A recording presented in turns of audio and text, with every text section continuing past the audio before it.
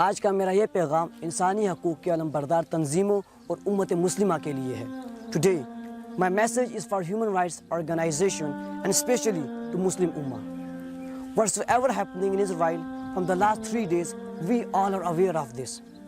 Muslims were offering Jummah prayer and they had a plan of Taraweeh. While Muslims were reciting Taraweeh, they were attacked. I especially want to give message to the peace-loving nation in Israel. Whatever oppression is happening to Muslims in Israel, it must be stopped.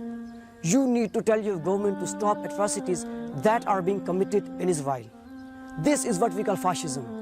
This is what we call racism, which is too dangerous by itself for the state of Israel.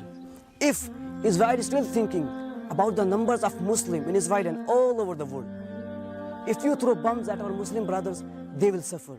But keep this thing in your mind that one day all this revenge will be taken from you.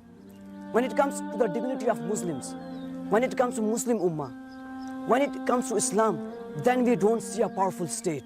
But Muslim Ummah becomes a leading one. Here is the example. Iqbal Rahmatullah Alayhi said, चले थे 313 जहाँ से तुम मुसलमानों, उन्हीं माजी के राहों पर पलट जाने का वक्त आया, which no one in the world can defeat you. Remember this thing. This war is started by you, and I guarantee you, we will be the one who will end this war. A human being has right to live his life freely in this world. Israel government should give basic rights and freedom of speech to its people. I say this to you people from all over the world. Stand with all the Muslim brothers that are in Israel. Don't think that if I'm Jews, if I'm a Christian, if I'm a Hindu, if I'm a Sikh, why I would stand with Muslims. You need to stand with your Muslim brothers. This is the time. Whatsoever happening in Israel may happen to you tomorrow.